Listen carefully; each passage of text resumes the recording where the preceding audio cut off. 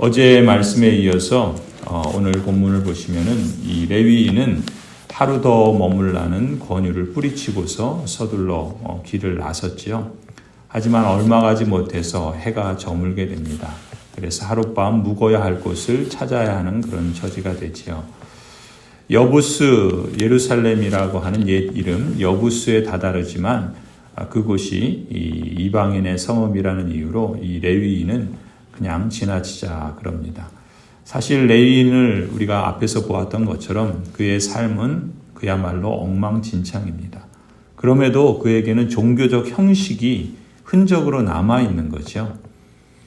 이 레위인과 또 그 첩과 또 그 수종드는 종들이 이 베냐민 지파의 땅인 기브아에 도착을 합니다.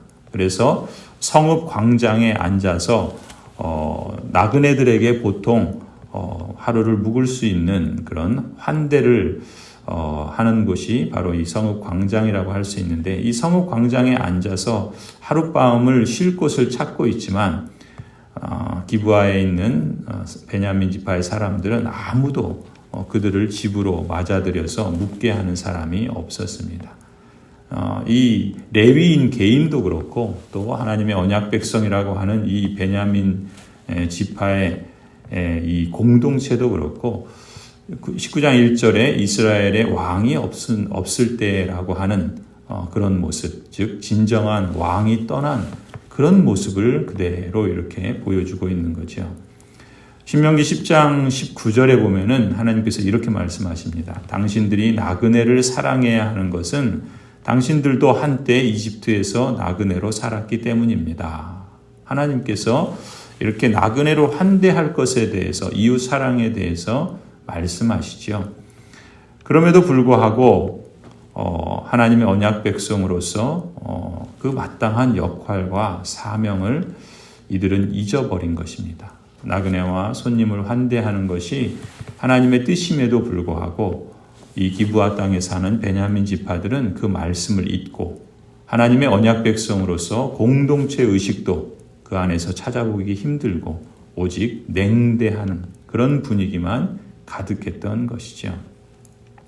명목상으로는 하나님의 언약 백성이라고 자처하지만 실상을 보면 하나님을 왕으로 인정하지 않고 그 통치를 거부하면서 자기 스스로 왕이 되어 사는 모습, 참 어찌 보면 너무나도 어처구니 없는 모습이지만 그것이 하나님의 언약 백성의 실상이라는 것이 참으로 안타깝기도 합니다. 이처럼 하나님 나라의 복음과는 상관없이 그저 자기 소견에 옳은 대로 사는 이런 모습, 또 그런 증거 중에 하나가 바로 다름 아닌 이 공동체 의식을 상실한 것이죠. 그저 그냥 자기만 잘 먹고 잘 사는, 아니 자기 자신의 안전을 자기 스스로 확보하는 거기에만 혈안을 두고 살아가는 인생의 모습, 하나님의 언약 백성이지만 하나님을 모르는 사람들의 삶의 방식과 방불한 이런 모습 자체가, 그래서 서로에 대해서 무관심하고 또 냉대하는 모습 자체가 어찌 보면 너무나도 큰 비극이요, 또 하나님의 언약 백성이라고 하기에는 참 무색한 비참한 모습이 아닐까. 우리가 코로나 팬데믹이라고 하는 그런 시대를 살아가고 있습니다. 그런데 이 코로나 바이러스가 진짜 팬데믹이라는 것은 아주 전지구적인 재난이라는 뜻이잖아요. 이게 정말 재난인 것은 무엇인가? 그 바이러스도 문제지만 사실은 우리들의 마음과 또 우리들의 삶의 모습 속에 정말 엄청난 재난으로 이것이 작용하고 있는 것이 아닌가, 그런 느낌을 지울 수 없습니다. 홍성훈 시인이라는 분이 하늘이 화났어 라고 하는 제목의 이런 시를 썼다 그래요. 얼마나 화가 났으면 마스크로 말을 못하게 입을 막았을까? 얼마나 화가 났으면 서로 만나지 못하게 거리를 두게 할까? 얼마나 화가 났으면 더러운 검은 손 깨끗이 씻으라 했을까? 하늘을 두려워하자 하늘이 화났어. 이 코로나 팬데믹을 살아가면서 이 시인은 우리의 모습을 돌아보고 성찰하게끔 합니다. 특히 이 모습은 모든 사람들이 다 그렇기도 하지만 하나님의 언약 백성으로서 우리 자신들을 한번 더욱더 돌아보게 합니다. 우리가 이런 기도를 또 이러한 간구를 하나님께 드리며 또 성찰해야 되지 않을까, 돌아서야 되지 않을까. 우리가 서로에게 거리를 두었던 것을 회개하니 용서해 주십시오. 서로를 가까이 할 수 있는 새날을 속히 이루어 주소서 기도해야 할 때입니다. 우리가 서로에게 함부로 냉대하는 말을 회개하니 용서해 주옵소서.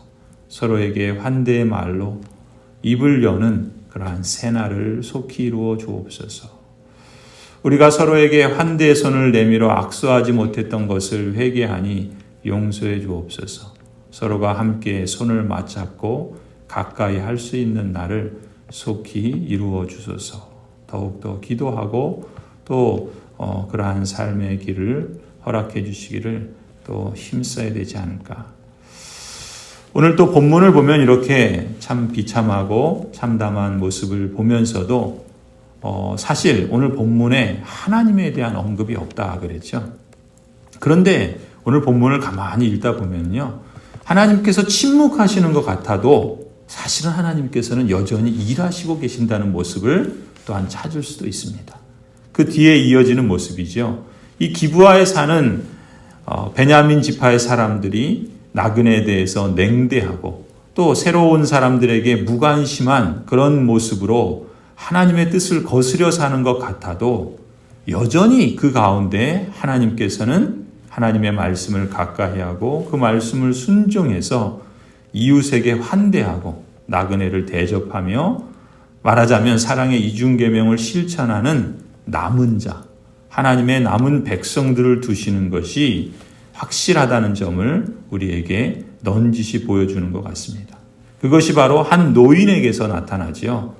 마침 그때 밭에서 일을 마치고 돌아오는 에브라임 지파 출신의 한 노인이 있었습니다.